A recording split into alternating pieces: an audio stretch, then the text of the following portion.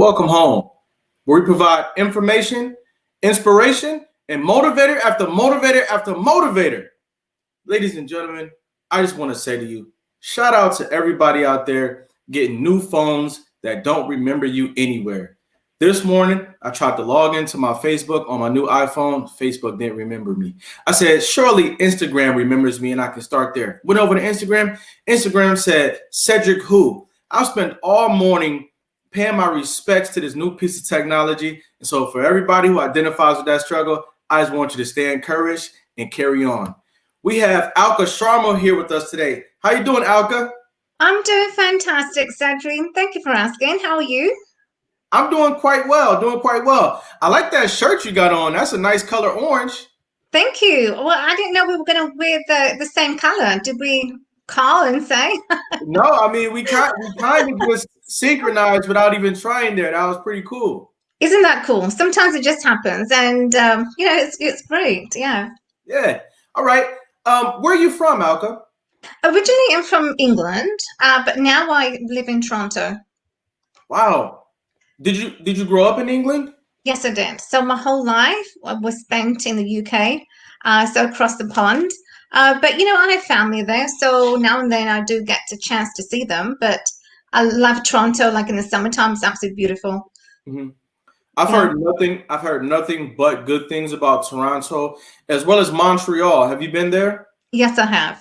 Okay. Oh, you got to go. It's so beautiful, especially the old Montreal is stunning. Nice. Okay, all right, put that on my bucket list.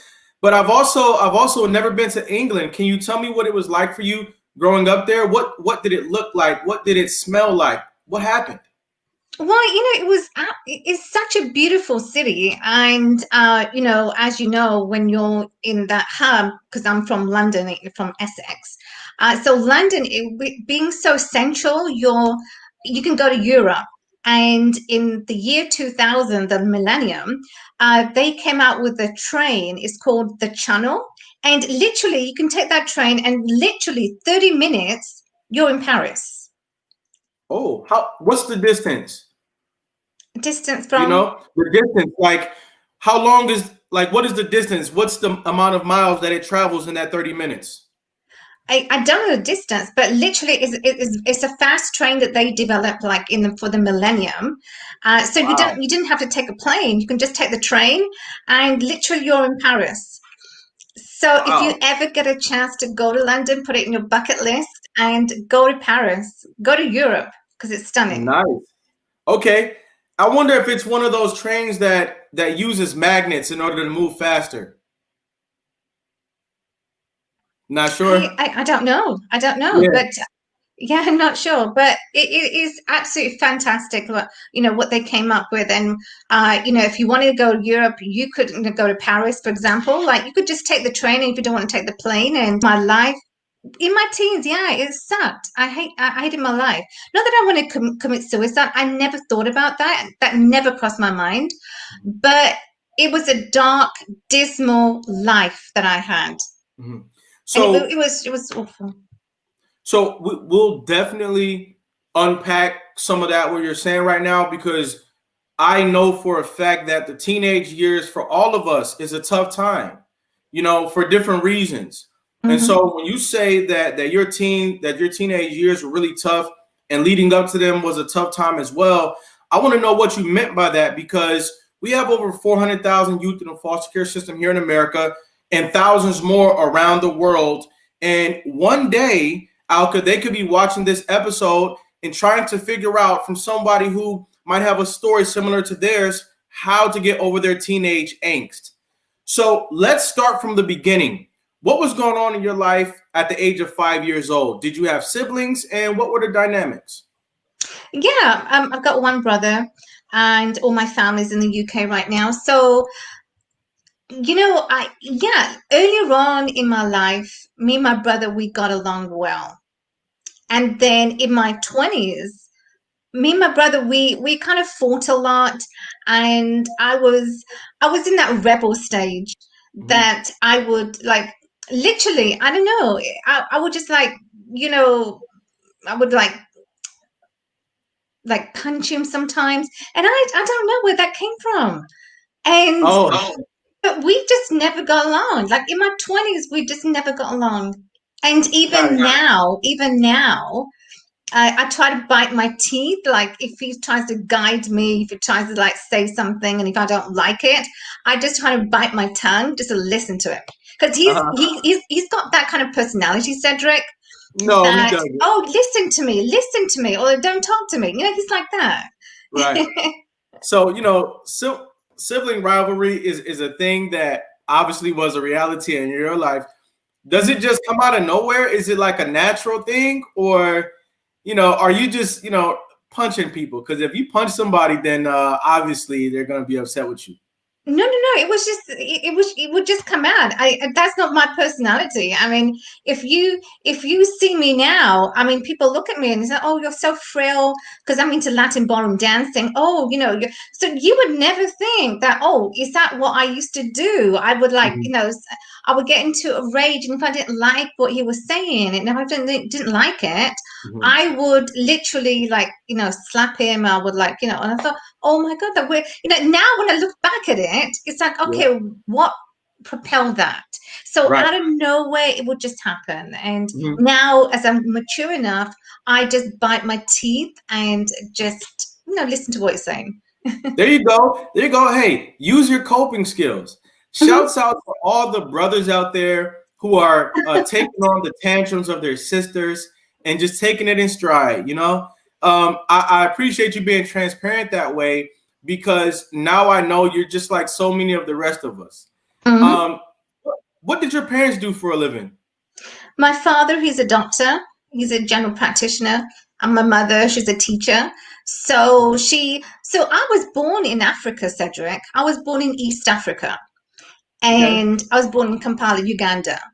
And Wow. when I was a baby, I just had a beautiful childhood. So when you talked just now, you mentioned about my childhood. So in my, when I was born to when I was 5, when I left Uganda to we moved to England, that was a beautiful place in my life. Yeah. How Then long did you live in Africa? I was born there. So we left the UK when I was 5. Okay. Yeah. Okay. So y'all moved from Africa to the UK. Yes. Okay. When you were 5. Yes. See, this is why this show is so special, is because just hearing other people's stories, it just brightens your eyes, it broadens your horizons, because I would have never guessed that you were born in Africa. But what do I know until I sit down and have a conversation with you? So I think that's really cool. So you were born in Africa, Hmm. and you eventually moved to the UK. Yes. Now, your dad being a doctor, was he like really analytical about the things that you ate, the things that you read, the things that you watched? No, you know what, Cedric? My parents, they were just really loving parents. Hmm. They were loving parents, and I'm very grateful to to be born to them, because they were just loving, and they literally my father, why I'm very close to him is because he always, he's got the world of wisdom, and he would always guide me, no matter what I did. But even though, like, in my teenage years was a very, very challenging time, I never spoke to them about the challenges that was going through me. I mean, I was bullied, and they didn't know what was happening in school, which is the reason why I hated going to school. Absolutely hated it. I was bullied over and over, and I was locked. They would push me against the lockers, and I thought, man, this life is awful, and I wanted to like grow up quickly. That my life was nothing. That I hated that part of my life. That I really wanted to grow up, get married, and move on with my life. Did you not want to disappoint your father with the trouble that you were being bullied in school? Did you not want to disappoint him? I guess maybe there was a part of me that was saying, just keep it to yourself. And as much as I kept it to myself, I then eventually, Cedric, I told the principal what was going on. Hmm. and then obviously they were expelled. And then my life, it was beautiful. But just being at school, like I just wanted to just grow up and just leave school. So when you were being bullied, you pretty much wanted to grow up and be like Bruce Lee. Just like just grow up and grow up in the sense that my life could just just want to go to work and just stuff like that. So school I just hated. I wasn't very academic. I get it. But I want to know, as loving as your parents were, why didn't you go home and say, "Hey mom, hey dad, I'm being bullied at school"? I could have. You're right. I could have. But then when I talked about, then I hated being at home because my parents, they would fight. They fought every single day. And I thought, man, my life has to be, I wanted a different outlook. I wanted a way out. And what was my way out was I wanted to get married. I wanted to just move my life. Wishing my life would just move along. So you couldn't wait to grow up. And when you have chaos at school and then you have some chaos at home, it makes you want to grow up quicker. You're like, I can't wait to be an adult. Yes, it does. Absolutely. And so that was the pivotal part of my life. Like, nothing was, it was just terrible. School, right. Home, and back and forth. My brother, he was lucky because he was at university. So he wouldn't see what was going on. But I faced everything. I saw everything that was going on. Did you ever see your parents reconcile? What would happen was that they would fight, and then they would patch up. And even now, they're older, but my mother, she tends to like nag to my father, and so I mean they still live together, not that anything's happened, but it was just seeing them and just being part of being in the middle of what was happening as they were fighting. I literally witnessed everything. Does that, number one, does it make you wiser about relationships to have seen your parents go through that? And also, did it impart some trauma on you? Did it pretty much hurt you a little bit seeing your parents go through that? Yes, it did. Because if you can imagine, Cedric, that you're in the middle and you're the only one, you're not at university as my brother, he was. So you're in the middle, you're seeing your parents fight, literally you're right there in the middle.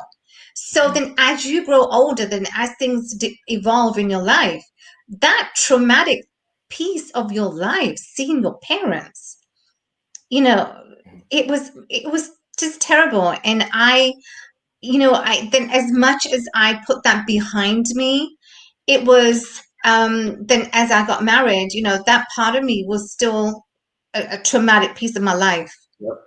Because when you're faced with trauma, Cedric, it doesn't go away that easily. Right. That's right. That's right. Right. So how did it manifest? Did it produce conflict on your part in relationships? And let's get into that, because I think a lot of people can relate to that.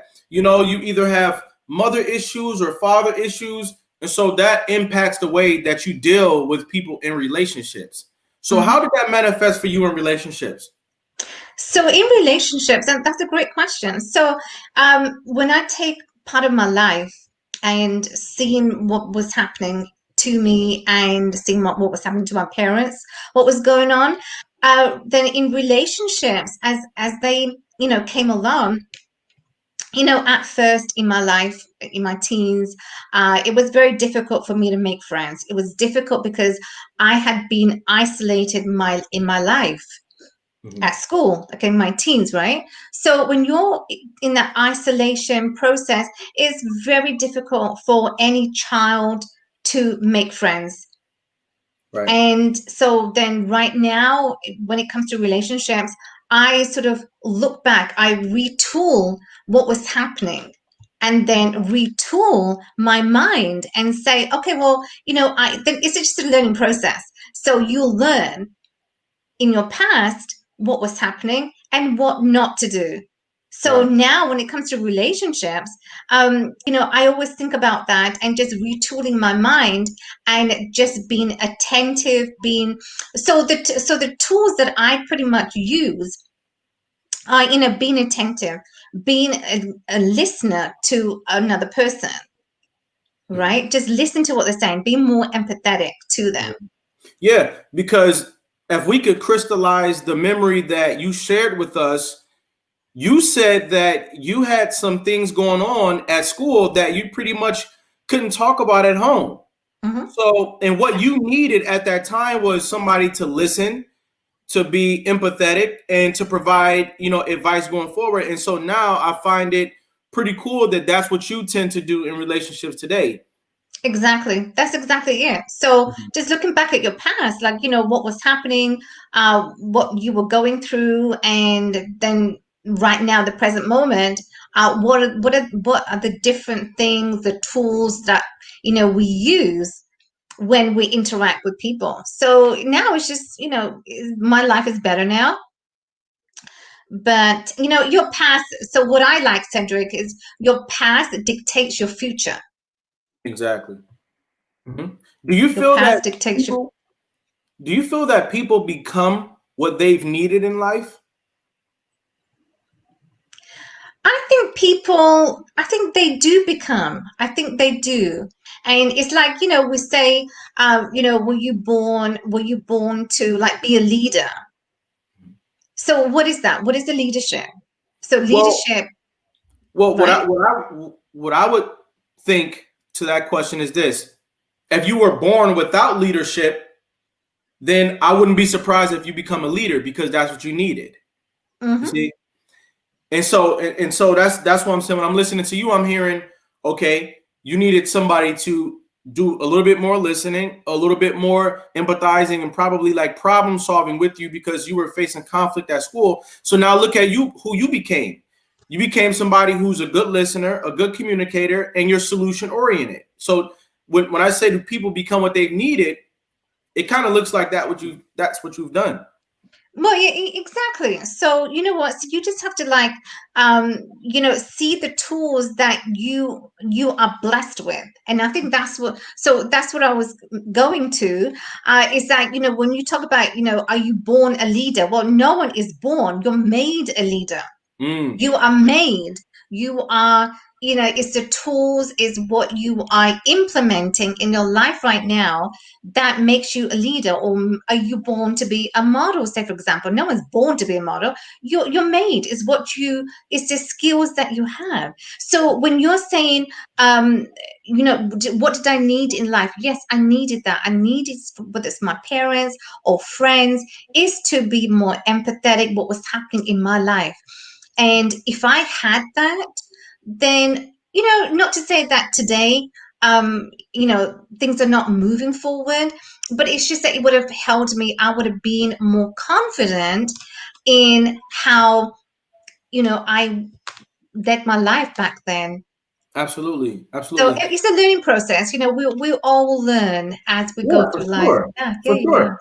Yeah. Now, when you talk about some of the tools that you've acquired, leadership tools, what are your top 3 leadership tools today that we can pass on to our viewers? So I would say the top 3 leadership is, is confidence. When you are, but leadership and empowerment is the same thing. And empowerment, and I'm huge when it comes to empowerment, women's empowerment. And so when we talk about leadership, is knowing the confidence that you have to not only lead your tribe, lead a country, lead whatever it is that you're leading. The leadership starts within you. That is the first and foremost, is the confidence that you have. Then is the discipline. What is the discipline that you are having in your present life? So the discipline comes down to, exercising. Discipline comes down to your mental strength.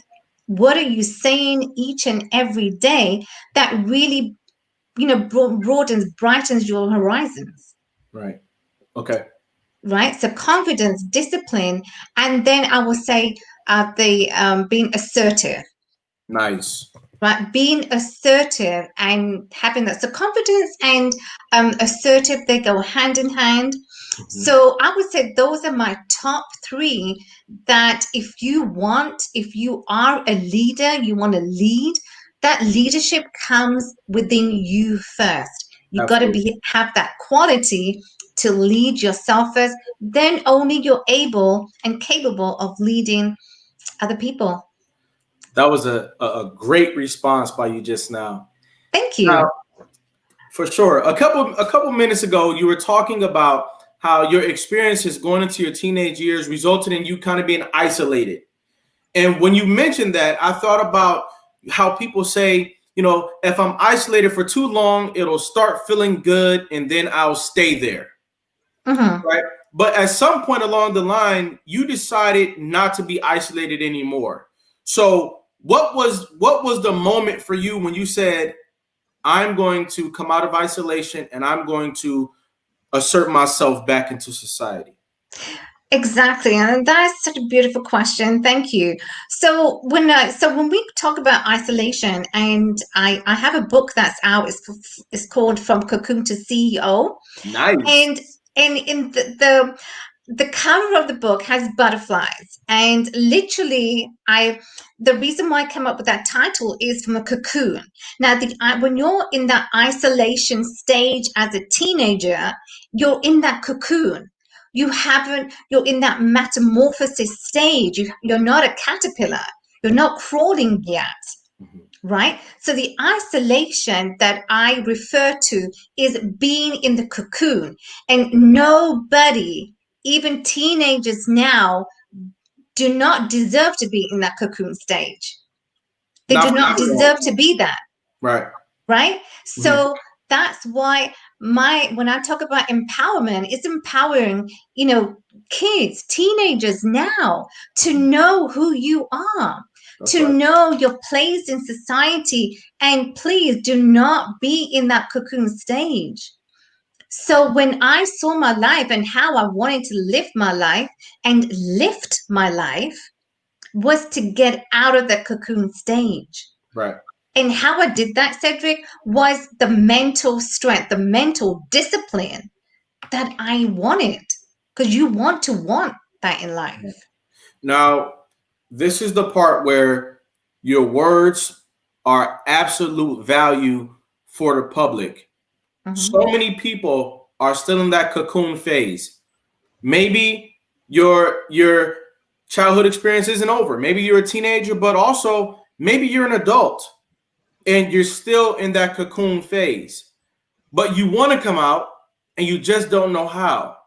So now, Alka, talk to us about how you began to come out of the cocoon. And also, what was the big challenge that was like the last straw for you? It's like, once I get over this challenge here, I'm breaking out. I'm breaking free, and I'm going to fly away. What was that experience? Well, exactly. So you just mentioned, and it is the breakthrough. So when you're looking for that breakthrough, you're looking for that breakout, is a resilience. Is to have that mental fortitude, the resiliency. And I know, people, your viewers are saying, well, that's easier said than done. But you know what? It is.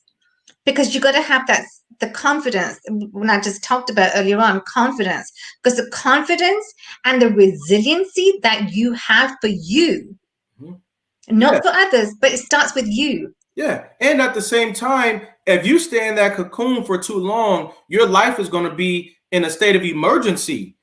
All of your alarms are going to be going off. They're going to be saying, ding, ding, ding, ding, ding. It's time for you to grow, and you're not. And so you are eventually going to be in a state of emergency, and you have to break through. You have to grow. You have to become that butterfly. You have to get out of the cocoon phase. Now, when you were going through your adversities and you were growing up, did it cause you to gain weight? Yes, it did. It caused me to gain weight. And so when we talked about the trauma stage in my life, so, it was a resiliency. You have to have the confidence to really want to break out of the shell. And so for me, it took the courage to break out, but I wanted to desperately change my life because when I look back at school, I hated that. So, that was gone. And so what happens next? And Right. so Cedric, that's the key thing, is to know what is going to come next for you. How Right. is your life going to look? Right. When you look 5 years from now, 10 years from now, you want to have the life that you truly deserve. That's right. And so when I look back, it was that breakthrough that I needed to have.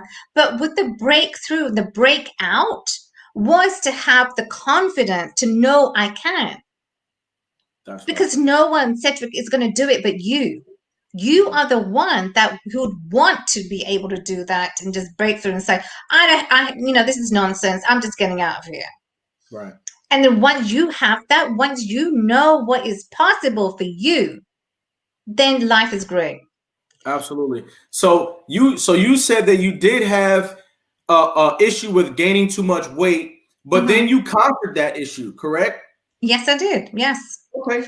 Yeah. That's a perfect segue into the break. When we come back, we're going to talk about how you overcame your weight loss issues or your weight loss challenge and how you move forward into the bright future that we're all witnessing today. We'll be right back after this brief message.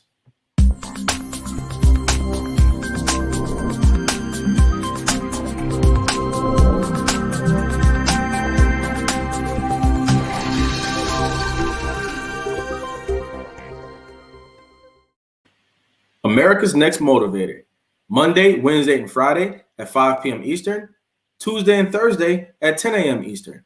America's Next Motivator, hosted by me, Cedric Riley, and sponsored by the Pride Empowerment Network.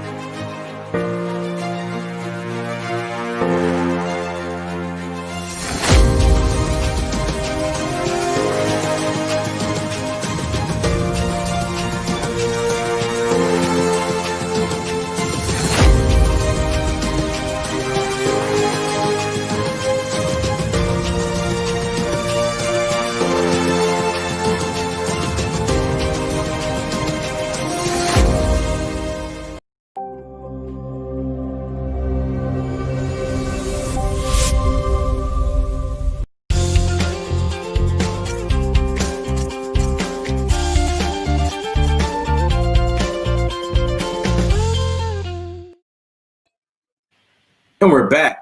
Alka, how you feeling out there? I am feeling great. Yeah, well, the first segment was amazing. Absolutely, it sure was.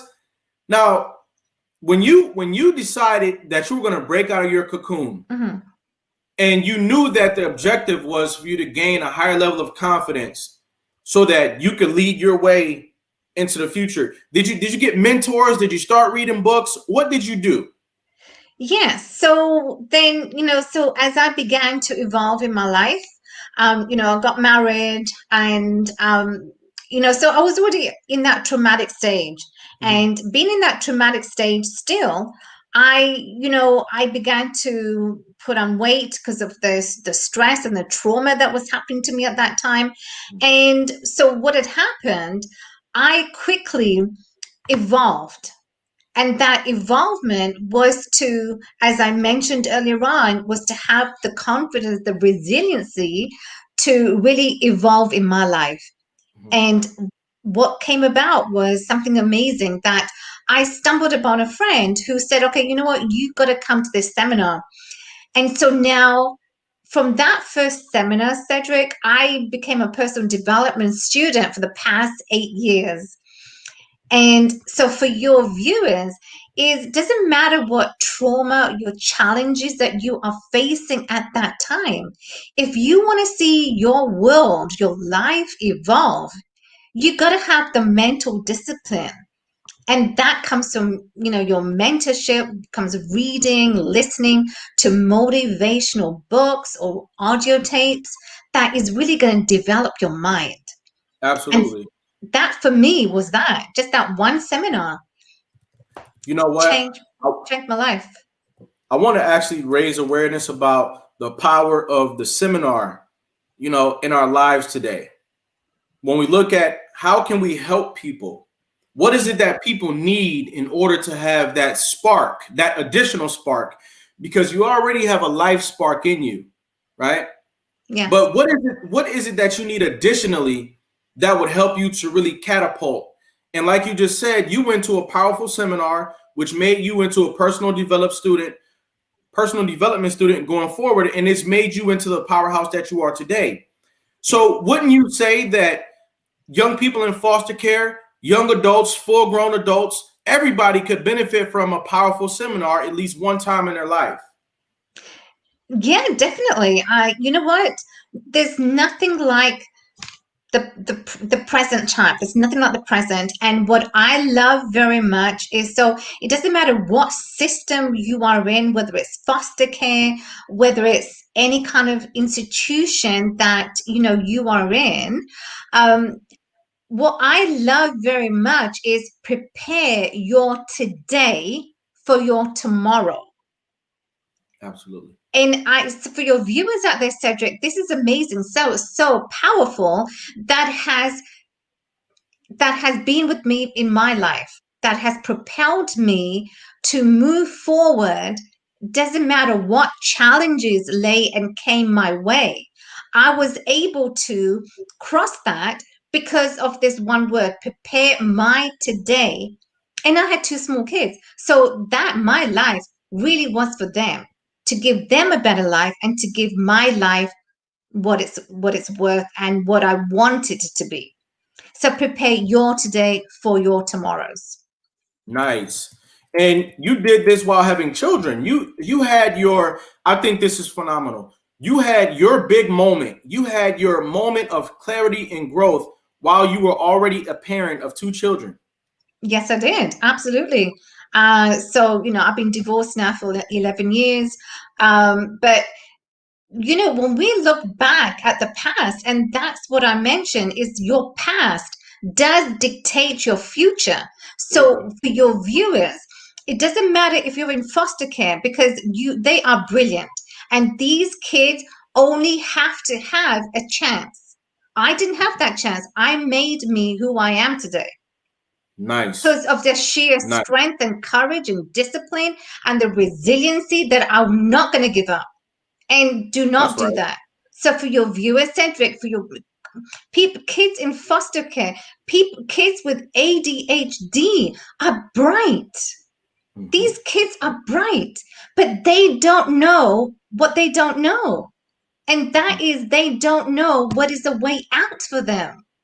Right. They need you and I to say, you have more.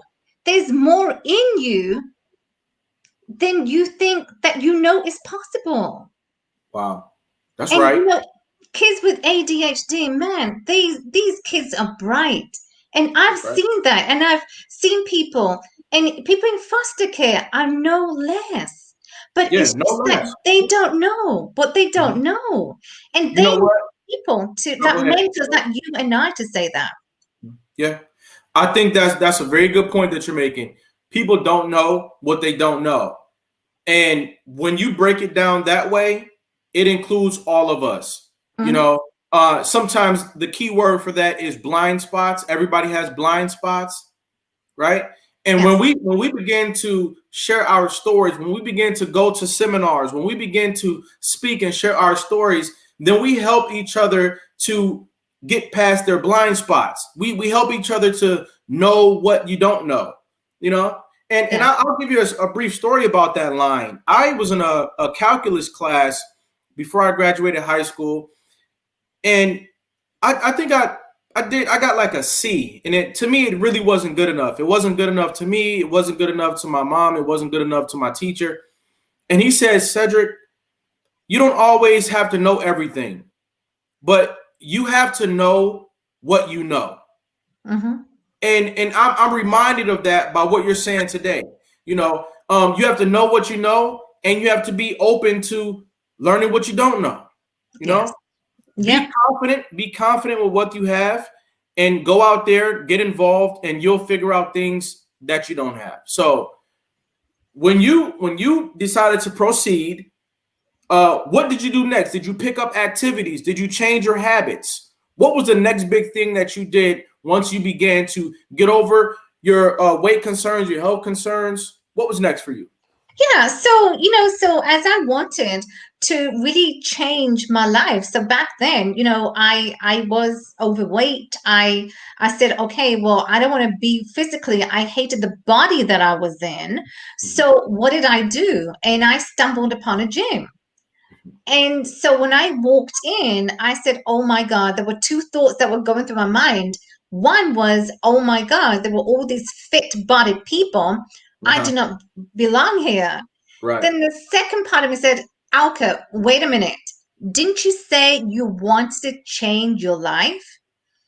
And then that was it. That was it. I just listened to that voice. I signed up.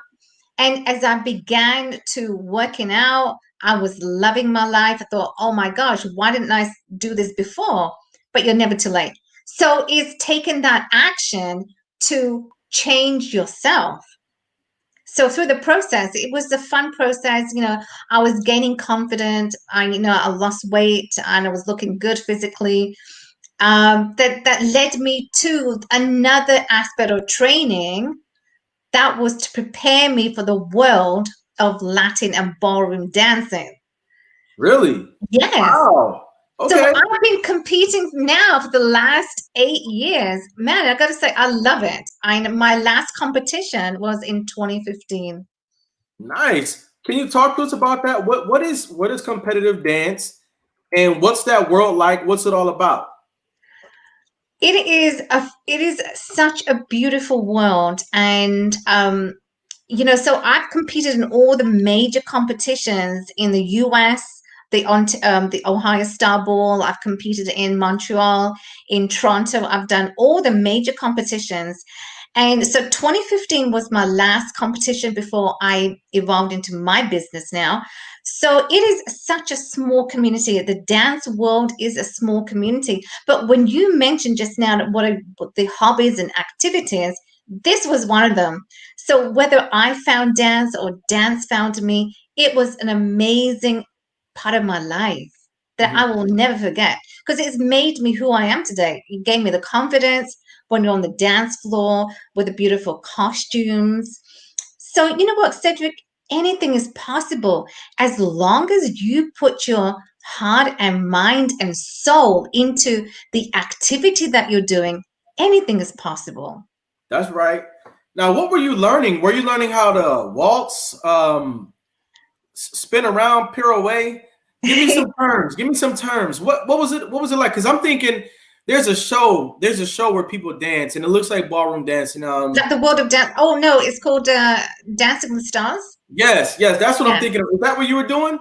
Well, it wasn't on the bigger scale, but it was like that, Dancing with the Stars. Yeah. So I did when I was competing in 10 dance. So what does that mean? I was competing five in the ballroom styles. The ballroom is the waltz, the foxtrot, tango, Argentinian tango. This all comes under the ballroom. And the Okay. Latin dance was salsa, merengue, bachata, rumba. These are all Latin.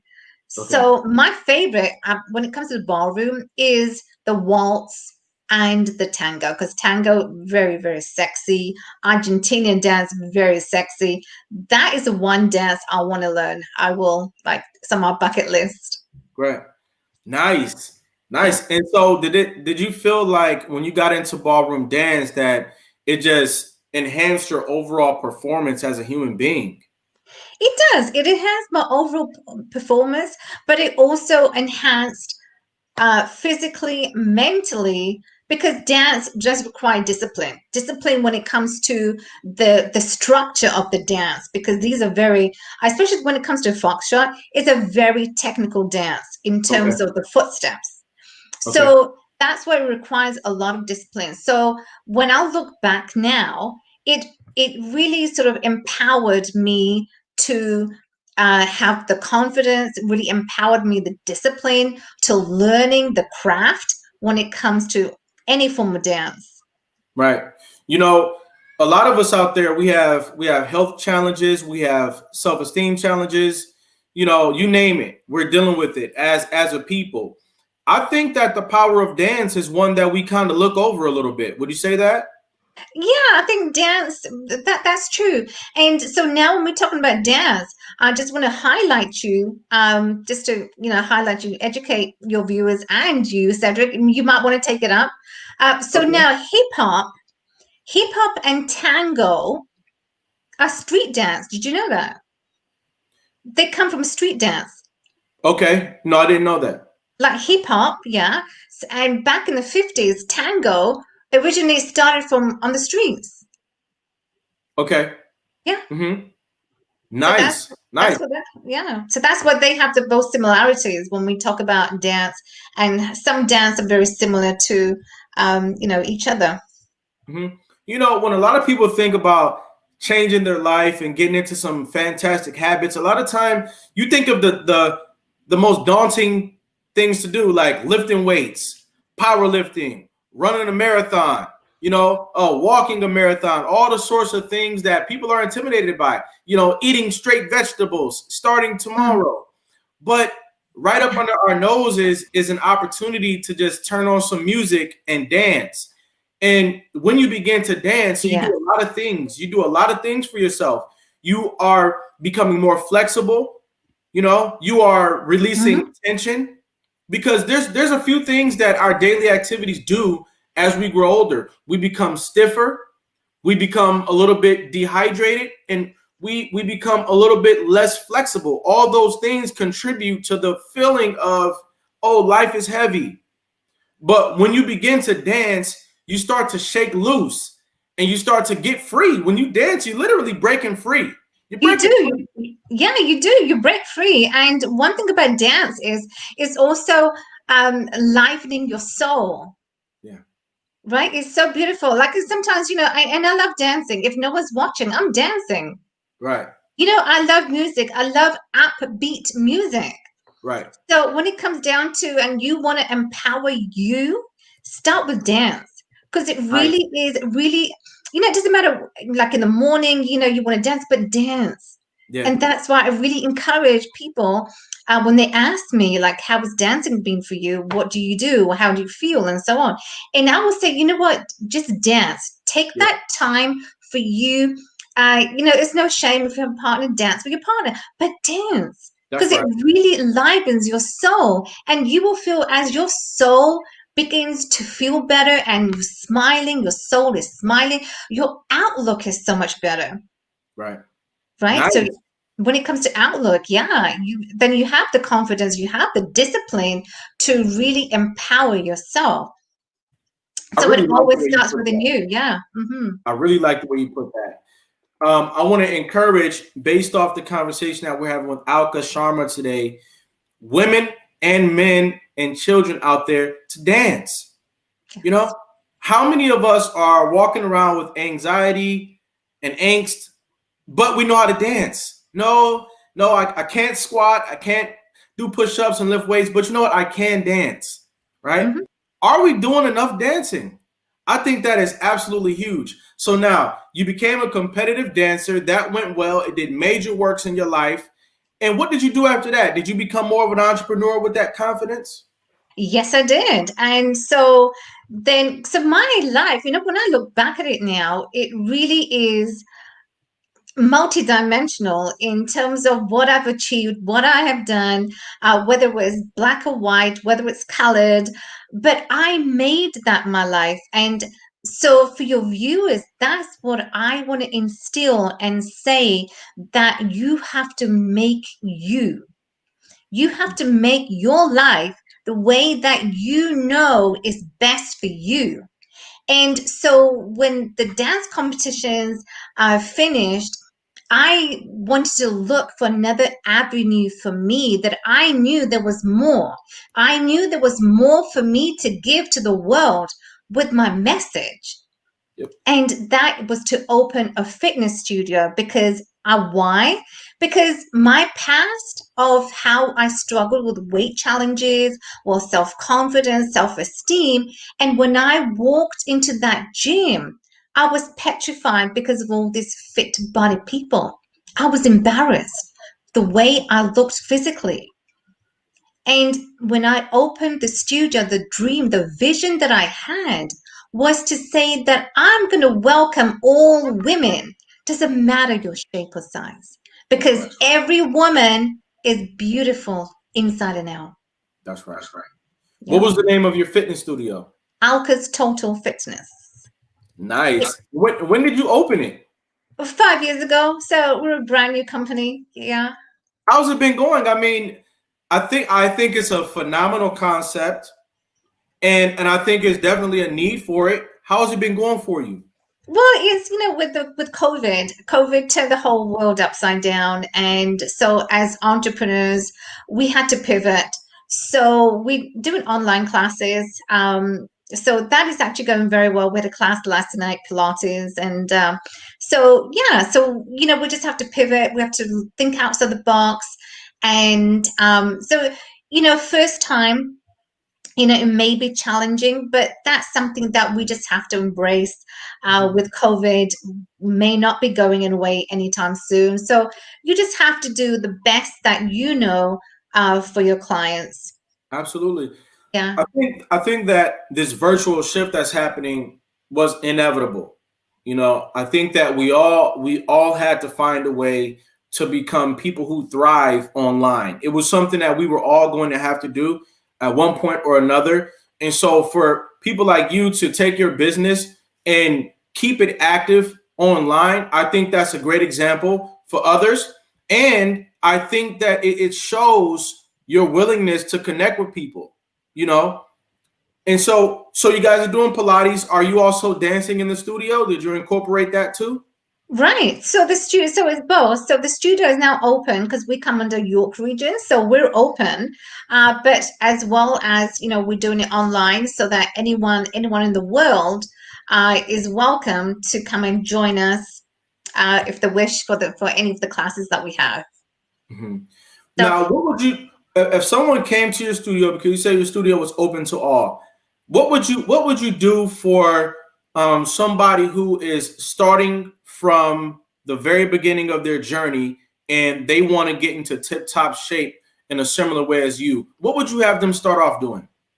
right. So when a prospect first, when they come in, I sit down with them for a 30-minute consultation, and the consultation would consist of what's your fitness goals, what's your lifestyle history that we need to know about. Do you have any aches and pains? Do you sleep? What are some of your challenges that you are going through? Would you have weight challenges? Do you have, are you sleeping well at night? Anything that we need to know that is a problem right now for you, the challenges that you are having, and then we fix that. So then when the prospect leaves, I give them a customized plan so that they can take away with them, and when they come back for the workouts, they know exactly what it is. And so I do tell them that we're going to help you along the way, me and my team, but it is up to you. If you're looking for the results that you want, you're going to have to make it a discipline. You're going to have that routine that you are coming at least 3 times a week, which is the max. Okay. That you need to achieve your goals. Yeah. So working out 3 times a week is ideal? Yes. Okay. Mm-hmm. And how long are the workout sessions? I know sometimes we get in there. I've gotten in there and spent 1 hour and 20 minutes in the gym, and everybody doesn't need to do that. What would be the minimum amount of time that you spend in the gym, and what would be the maximum amount of time in the gym? You spent 1 hour and 20 minutes? I have fun, I run, I drink a little water, I stretch, I try to, work out all the different muscles in my body. I have a good time in there when I go. When you go, when you have time. Yeah. Okay, so well, the max, they're an hour class, but now when it comes to fitness trends, you 20 minutes. 20 minutes is all you need right now. 20, 30 minutes, just do and what I love is what you can do if you're at home, gyms are closed. You can do a HIIT style body weight workout, which is my go-to. I absolutely love. Okay. So with the body weight workouts, you just need 20 minutes. You got a good sweat on and you feel absolutely fantastic to start your day. Now, a lot of people, they have issues with their knees. Is there ways that you can work out even if you're having issues with your knees? What can we do if we have issues with our knees or ankles? Can we still work out or Yeah, well, absolutely. You can still work out, but it's just that, don't do the HIIT style workout because what I mean by HIIT, so what HIIT stands for is the high intensity interval training. So those kind of training, so what is included in the HIIT style that you can do at home? Well, you can do box jumps. Box jumps you're not going to do if you have issues with your knees. right? So what I would say, Cedric, is listen to your body. Okay. Do not do anything. So you don't want to go for a run, even with this like a slow pace, running slow, do not do that if you know you have problems with your knees, Okay. because that's going to affect you. So running is going to affect your knees, your ankles, right? So listen to your body, what your body is saying. Okay, no, I don't want to do this. Do not do that, because in the long term, it's really going to affect your body. That if you, with the wear and tear of the muscles and joints, it's going to affect in the long term if you don't pay attention right now. If you know you have an issue with your knees, your joints, then in the long run, it's going to affect you, and you're not going to be able to work out like you might want it to. So Okay. just pay attention to how your body feels and what your body is saying to you. Okay. If anybody has questions about your expertise, the things that you do today, and they want some pointers, how could they contact you? Yeah, definitely. They can contact me on the website, www.alkastotalfitness.com. Okay. And I'm always happy to, help you in the process, guide you what's best for you and for your success. Nice. I've been wanting to say this to you since I met you. Alka is like short for alkalinity in my mind. I think that's pretty cool. And everybody out there needs to try to achieve a level of alkalinity in your body. And what alkalinity is, for those of you who might not know, is an electrical charge in your body. And so sometimes when we drink and eat things that don't have an alkaline charge, well, they're not actually contributing to your life force energy. And so we got to eat things, drink things, and do things that contribute to our life force energy, which Alka's name reminds me of, and that's called alkalinity. So you guys look into alkalinity as well. And Well, sometimes you know what, Cedric, sorry, you're right. Your body's got to be alkaline. absolutely. So be reminded that alkalinity is key, dance is key, working out is key, mentality is key, seminars are key. All right. Now, Alka, we are rounding third base here in this interview. I just got a couple questions for you, and then we will hopefully have conversations in the future. The first is, what is survival to you? Survival is knowing that you have the courage to take the stance, knowing that you have the courage to step into your greatness. And survival is the key. Doesn't matter what it is that you want in your life. You got to, like they say, the fitness survival is of the fitness. And what does that mean? Survival means that what are you achieving today? What are you taking out of your life that you want to implement for your tomorrow? Are you surviving, or are you surviving to thrive? Are you Exactly. thriving, Yep. or are you depriving yourself to know that you could have done better? That's right. What is success to you? Success means that you have the fortitude, you have the resiliency, the discipline to take your life 10x. Like, you know, I knew that there was no way out for me. I knew I wanted to make my life 10x for me, my kids, to give them the life that they truly needed. That is success. Success is knowing that you have the determination, the grit to just keep on. Doesn't What, matter what lies your way. what is greatness to you? Greatness is having the courage to stand for yourself, knowing that internally you may be, you know, you may not be at a place that you wanted, but on the external, you know that there's so much more within you to achieve what you stand for and what you wanted to get out of life. Alka, I want to let you know that I've listened to your journey today. I've heard your perspectives, how you overcame adversity. And I want to give you your crown today while you're still living. Everybody out there, get your crown emojis ready. Drop them in the comment section. I'm going to give you a crown today while you're still living. I love the way that you encourage people to make their lives 10 times better. Make your life 10 times better. And it's not that you got to go out into the world and get something outside of yourself. What I love about your conversation today is that you said it starts with you. You have to find that spark within yourself to make your life 10 times better. That's what you said today. So I'm giving you a crown today while you're still living. I want to give you your respect while you can still acknowledge it. And I want to let you know, Alka, and let the world know that Alka Sharma, you are America's next motivator. Oh, wonderful. Thank you so much, Cedric. You know what? It's been quite an honor and a pleasure to have just gotten to know you, but to be on your show this morning, my God, my heart is just really filled right now. Absolutely. So I thank you. Yeah. Thanks for stopping by, all right? All right, thanks. You're welcome. Bye.